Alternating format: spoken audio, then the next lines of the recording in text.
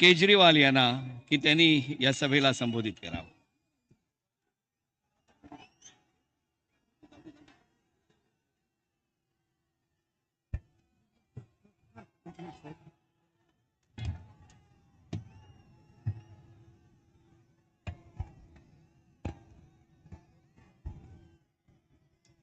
भारत माता की, भारत माता की, इनकलाब, इनकलाब, वंदे वंदे. मंच पे मौजूद कांग्रेस के अध्यक्ष खड़गे साहब, असली शिवसेना के अध्यक्ष उद्धव ठाकरे जी,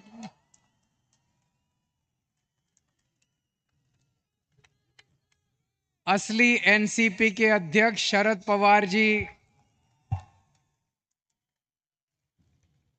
इंडिया गठबंधन के देश भर से आए हुए सभी सीनियर नेतागण और इतनी भारी संख्या में आए हुए मेरे सभी प्यारे बहनों, भाइयों, माताओं, बुजुर्गों, बच्चों, आप सबको मेरा नमस्कार, सबको मेरा प्रणाम.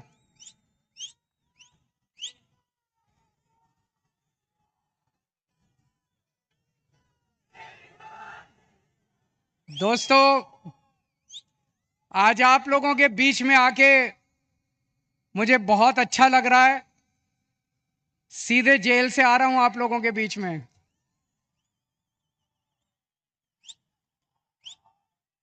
जेल का जवाब, जेल का जवाब, दिल्ली से आया हूं झोली फैला के आपसे भीख मांगने के लिए. मेरे भारत को बचा लो, मेरे देश को बचा लो.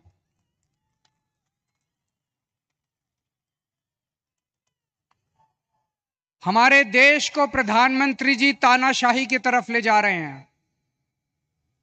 हमारे देश को बाबा साहब अंबेडकर ने एक शानदार संविधान दिया था, जनतंत्र का. जनता चुनेगी, वोट करेगी, लोग चुने जाएंगे, वो शासन करेंगे. जिनको जनता चुनेगी वो शासन करेंगे. जनता के मुताबिक काम किए. अब धीरे धीरे धीरे धीरे प्रधानमंत्री जी ये शासन, ये जनतंत्र खत्म करना चाहते हैं. मेरा उदाहरण लीजिए.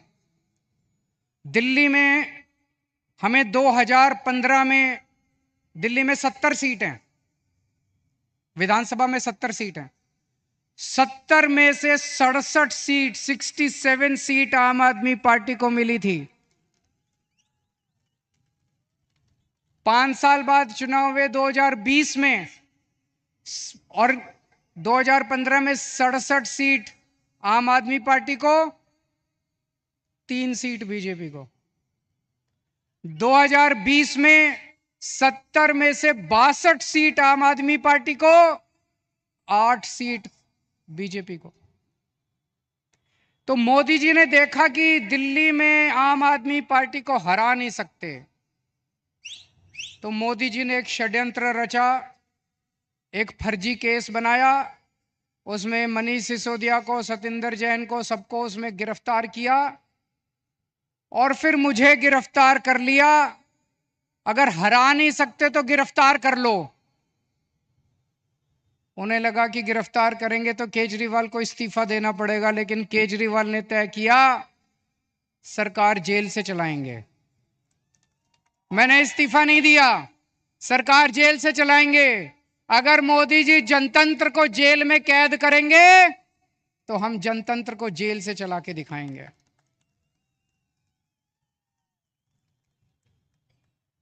मैं एक बहुत छोटा सा आदमी हूं. हमारी एक छोटी सी पार्टी है, 2 राज्यों में है, पंजाब में, दिल्ली में. मैं सोच रहा था मोदी जी ने मुझे गिरफ्तार क्यों किया. मेरे जैसे छोटे से, वो तो इतने बड़े आदमी हैं, इतना उनके पास साधन है, तमाम उनके पास रिसोर्सेज हैं, मुझे क्यों गिरफ्तार किया. मुझे गिरफ्तार किया क्योंकि दिल्ली के गरीब बच्चों के लिए मैंने अच्छी शिक्षा का इंतजाम किया. दिल्ली के गरीब बच्चों के लिए मैंने अच्छे सरकारी स्कूल बनाए, शानदार सरकारी स्कूल बनाए. मोदी जी नहीं चाहते कि गरीब बच्चों के लिए अच्छे स्कूल बनाए जाएं, वो इस काम को रोकना चाहते हैं, इसलिए उन्होंने मुझे गिरफ्तार किया। मैंने मान लो 500 स्कूल बनाए। मोदी जी, आपका बड़प्पन तो तब था आप 5000 स्कूल बनाते, आप तो इतने बड़े आदमी हो, आप 5000 स्कूल बनाते तब आपका बड़प्पन था। आपने केजरीवाल को गिरफ्तार करके स्कूलों का काम रोक दिया दिल्ली के अंदर।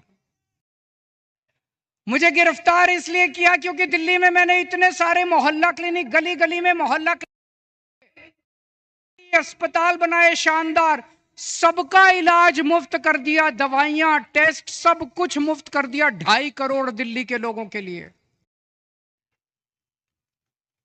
मोदी जी ये काम रोकना चाहते हैं, इसलिए मुझे गिरफ्तार किया। और विडंबना देखिए, दिल्ली के लोगों के लिए मैंने सारी दवाइयां मुफ्त कर दी, लेकिन जब मैं तिहाड़ जेल में गया 15 दिन तक मेरी दवाइयां बंद करवा दी मोदी जी ने तिहाड़ जेल के अंदर।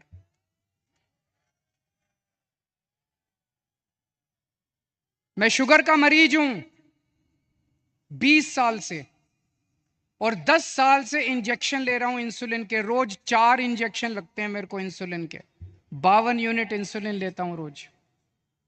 लेकिन जब मैं तिहाड़ गया, मोदी जी ने मेरे इंजेक्शन बंद करा दिए। 15 दिन तक मेरी 300 पहुंच गई शुगर, 350 पहुंच गई शुगर। मैं बोलता रहा वहां पे अफसरों को, कर्मचारियों को, मुझे इंसुलिन चाहिए, उन्होंने नहीं दी। बोले ऊपर से आदेश है, इंसुलिन नहीं दे सकते। अगर किसी आदमी को कई दिनों तक शुगर हाई रहे तो उसकी किडनी खराब हो जाती है, उसका लिवर खराब हो जाता है। मुझे नहीं पता ये क्या करना चाहते थे मेरे साथ, लेकिन इतिहास गवाह है, ऐसे बहुत सारे किस्से हुए हैं जब विरोधियों को और विपक्षी पार्टी के लोगों को जेल में डाल के उनके शरीर को खराब कर दिया गया।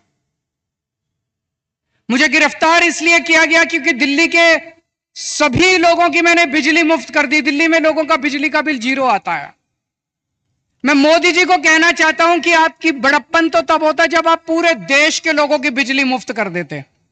आपने दिल्ली के लोगों की बिजली आप रोकना चाहते हो, इसलिए आपने मुझे गिरफ्तार किया। अब दोस्तों, ये लोग कह रहे हैं कि मुझे 2 तारीख को दोबारा जेल जाना है। मैं जेल जाऊंगा कि नहीं जाऊंगा, ये आपके हाथ में है। अगर आपने इंडिया गठबंधन को जिता दिया, अगर आपने इंडिया गठबंधन की सरकार बना दी, तो मुझे जेल जाने की जरूरत नहीं पड़ेगी। और अगर आपने कमल का बटन दबाया तो मुझे दोबारा जेल जाना पड़ेगा। तो जो जो लोग मुझे जेल भेजना चाहते हैं, कमल दबा देना, और जो जो मुझे आजाद देखना चाहते हैं, इंडिया गठबंधन को जिता देना। जब आप बटन दबाने जाओ तो इस बार बटन केजरीवाल को जेल भेजने या केजरीवाल को आजाद करने के लिए दबाना।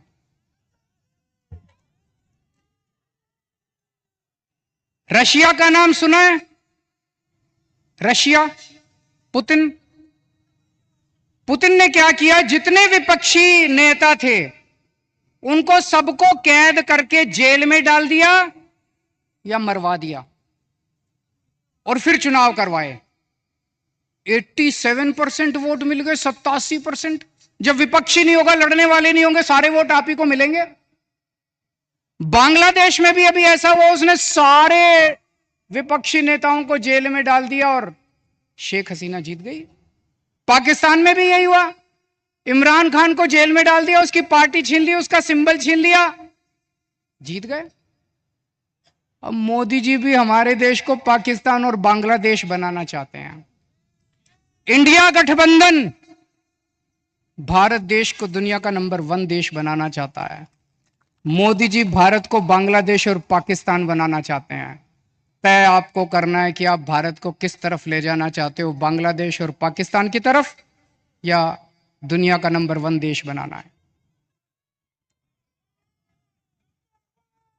अब यही काम मोदी जी देश में कर रहे हैं, हमारे देश में, कि सारे विपक्ष को खत्म कर दो। उन्होंने मेरे को गिरफ्तार कर लिया, कांग्रेस का अकाउंट फ्रीज कर दिया। चुनाव के 1 महीना पहले उन्होंने कांग्रेस का अकाउंट फ्रीज कर दिया। अब हमारा अकाउंट फ्रीज करने जा रहे हैं। सुप्रीम कोर्ट के अंदर इनके वकील ने बोला है केंद्र कि आम आदमी पार्टी का अकाउंट फ्रीज करेंगे। शिवसेना के उन्होंने 2 टुकड़े कर दिए, शिवसेना के 2 टुकड़े कर दिए, एनसीपी के 2 टुकड़े कर दिए, स्टालिन के कई मंत्रियों को गिरफ्तार कर लिया, ममता दीदी के कई मंत्रियों को गिरफ्तार कर लिया। सारे विपक्ष को तहस नहस करने के बाद मोदी जी कहते हैं आओ चुनाव लड़ते हैं। ये तो कायर लोग कहते हैं ऐसे। अरे मोदी जी दम में तो आंख में आंख डाल के छाती चौड़ी करके चुनाव की तरह लड़ो ना। सबके अकाउंट फ्रीज कर दिया, सबको जेल में डाल दिया। इस वक्त मोदी जी एक बड़े खतरनाक मिशन पे काम कर रहे हैं। बहुत खतरनाक मिशन है, आपको पता नहीं अंडरग्राउंड चल रहा है। उस मिशन का नाम है वन नेशन वन लीडर। इस देश में वो चाहते हैं मोदी जी एक ही नेता होना चाहिए। उसके लिए वो 2 लेवल पे काम कर रहे हैं। एक लेवल जितने विपक्ष के नेता हैं एक एक करके सबको जेल में डाल रहे हैं। कईयों को डाल दिया, और अगर वो जीत गए, भगवान ना करे वो जीते, अगर वो जीत गए, मैं आपको चैलेंज करता हूं अगले चुनाव तक ठाकरे साहब भी जेल में होंगे, खड़गे साहब भी जेल में होंगे, राहुल गांधी भी जेल में होंगे, प्रियंका भी जेल में होगी, केजरीवाल तो है ही जेल में, शरद पवार साहब भी जेल में होंगे, ममता जी भी जेल में होंगी, स्टालिन भी जेल में होंगे, पिनराई विजयन भी जेल में होंगे। तो एक उनके लेवल पे काम कर रहे हैं, विपक्ष को सबको जेल में डाल दो, जैसे पुतिन ने, शेख हसीना ने, जैसे पाकिस्तान वालों ने जेल में डाला। और दूसरे लेवल पे उनकी अपनी बीजेपी पार्टी में जितने नेता हैं सबको पैदल कर दिया, सबकी राजनीति खत्म कर दी। देवेंद्र फडणवीस को खत्म कर दिया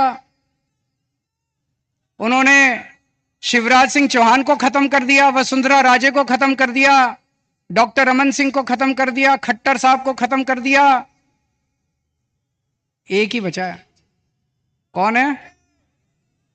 अगला किसका नंबर है? अगला किसका नंबर है? सारा देश जानता है अगला नंबर योगी आदित्यनाथ का है। अगर ये जीत गए तो 2 महीने के अंदर योगी आदित्यनाथ को उत्तर प्रदेश के सीएम पद से हटा देंगे ये लोग। बड़ा खतरनाक, एक ही नेता बचेगा और वो भी बस वही राज करना चाहते हैं। लेकिन एक और चीज है, 2014 में जब मोदी जी प्रधानमंत्री बने थे, उन्होंने एक नियम बनाया बीजेपी के लिए कि जो नेता 75 साल का हो जाएगा बीजेपी में, उसको रिटायर करना पड़ेगा, उसको अपना पद छोड़ना पड़ेगा, उसको टिकट नहीं मिलेगी, और अगर वो किसी पद पे काम कर रहा है तो उसे इस्तीफा देना पड़ेगा। उस रूल के तहत उन्होंने सबसे पहले आडवाणी जी को रिटायर किया, फिर मुरली मनोहर को रिटायर किया, फिर उन्होंने सुमित्रा महाजन को रिटायर किया, फिर उन्होंने यशवंत सिन्हा को रिटायर किया, और कई लोगों को रिटायर किया। साल 17 सितंबर को मोदी जी 75 साल के हो रहे हैं।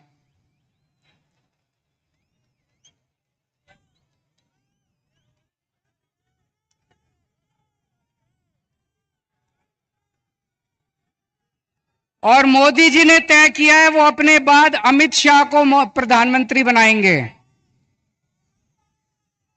मोदी जी ने तय किया है वो अपने बाद अमित शाह को तो इस बार मोदी जी अपने लिए वोट नहीं मांग रहे, अमित शाह के लिए वोट मांग रहे हैं।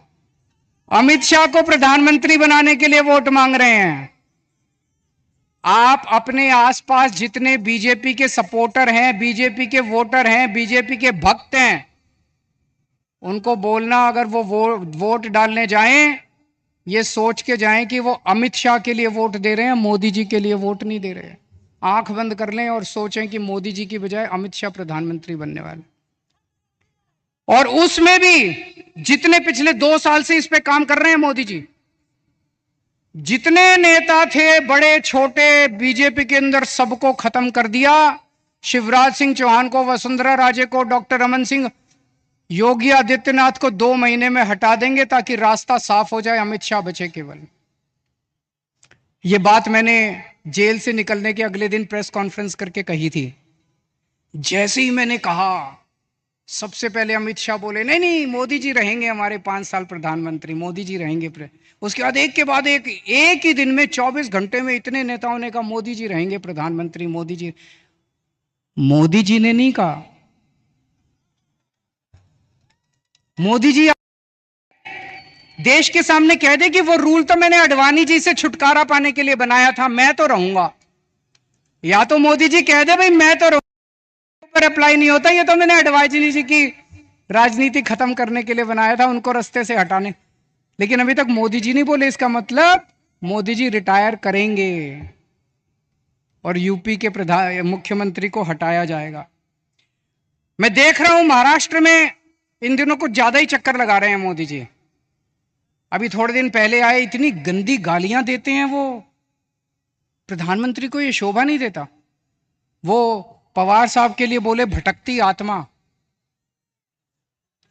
ये शोभा देता है प्रधानमंत्री जैसे व्यक्ति को?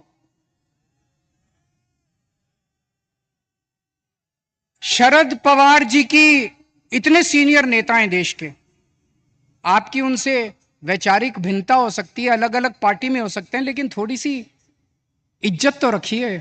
84 साल की उम्र है शरद पवार जी की, मोदी जी की 74 साल की उम्र है, 10 साल बड़े हैं उनसे, और उनको कहते हैं भटकती आत्मा। ये तो सड़क छाप बात है। वो उद्धव ठाकरे जी को कहते हैं, क्या बोले उद्धव ठाकरे जी को? नकली संतान। उद्धव ठाकरे जी को कहते हैं नकली संतान। ये कोई भाषा है प्रधानमंत्री की? इस तरह से बोलते हैं प्रधानमंत्री? ये शरद पवार की बेइज्जती नहीं है, ये उद्धव ठाकरे की बेइज्जती नहीं है, ये महाराष्ट्र के एक एक व्यक्ति की बेइज्जती है। इस बार जब वोट डालने जाओ तो ऐसा बटन दबाना कि महाराष्ट्र की इज्जत ऊंची हो और महाराष्ट्र की बेइज्जती का बदला लिया जाएगा उसे।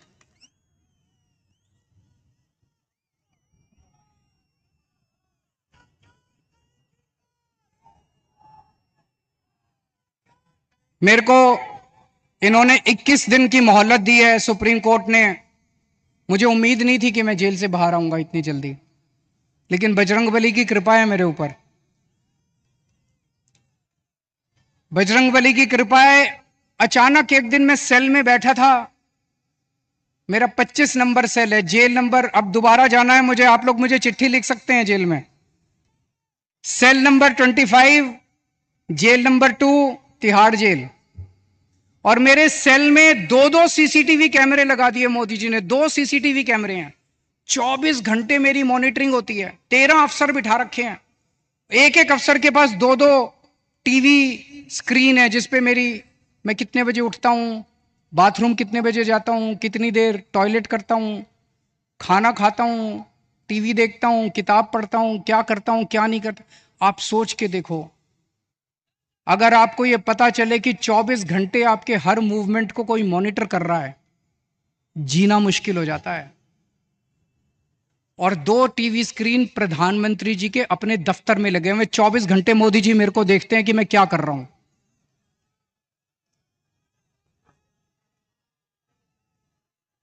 तो एक दिन मैं टीवी देख रहा था, अचानक मुझे पता चला कि सुप्रीम कोर्ट ने मेरे को बेल दे दी।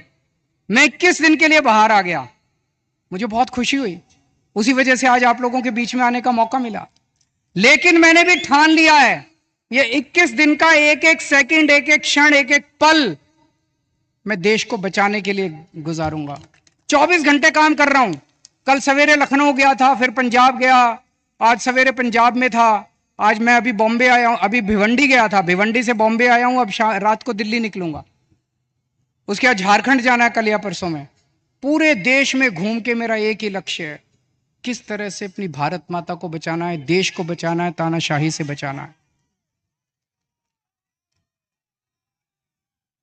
दोस्तों, मैं तो आज आपको एक ही चीज बोल के जाऊंगा, जैसा मैंने कहा, अगर इनकी सरकार आ गई तो ये ठाकरे साहब को भी, शरद पवार जी को भी, सबको जेल में डाल देंगे। तो जो करे उद्धव ठाकरे से प्यार, उसे करना होगा मोदी को इंकार। जो करे शरद पवार को प्यार, उसे करना होगा मोदी को इंकार।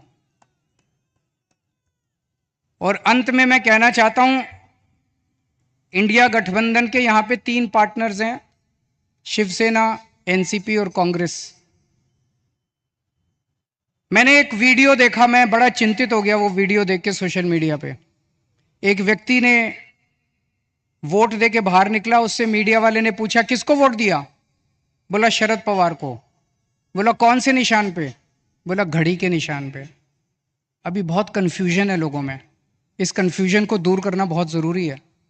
लोग, मैं देख रहा हूं, बड़ी जबरदस्त तरीके से बीजेपी को नकार रहे हैं, लेकिन अगर गलत सिंबल पे वोट डल गया तो बड़ी मुश्किल हो जाएगी। आप सब लोगों की जिम्मेदारी है, जितने लोग आज यहां आए हैं, वापस जाके अपने अपने मोहल्ले में, अपने अपने गांव में, अपने अपने पड़ोस में बोल देना कि असली शिवसेना का सिंबल बदल गया है, असली शिवसेना का सिंबल ये है, मशाल है।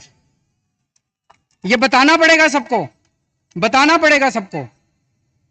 और असली एनसीपी का सिंबल जो है वो अब घड़ी नहीं है, वो तुतारी बजाने वाला आदमी है। वो बताना पड़ेगा सबको, हम सबकी जिम्मेदारी है। पार्टी अपना काम कर रही है, लेकिन पार्टी के साथ साथ जनता की भी जिम्मेदारी है। और लास्ट में एक ही चीज कहूंगा, 4 तारीख को जब नतीजे आएंगे, मैं तब तक जेल जा चुका हूंगा, जेल से नतीजे देख रहा हूंगा। पिछली बार 48 में से 42 सीट एनडीए की आई थी, इस बार 48 में से 42 सीट इंडिया गठबंधन की आनी चाहिए। अगर 48 में से 42 सीट इंडिया गठबंधन की आई तो मुझे जेल के अंदर बड़ा सुकून मिलेगा। आप सब लोगों ने, इंडिया गठबंधन के सभी नेताओं ने, ठाकरे साहब ने, पवार साहब ने, खड़गे साहब ने आज मुझे यहाँ आमंत्रित किया, बोलने का मौका दिया, बहुत बहुत शुक्रिया। और इतने प्यार से आप सब लोगों ने सुना। आप लोग खुश रहें, स्वस्थ रखें, भगवान आपका खूब खुशियां दे। भारत माता की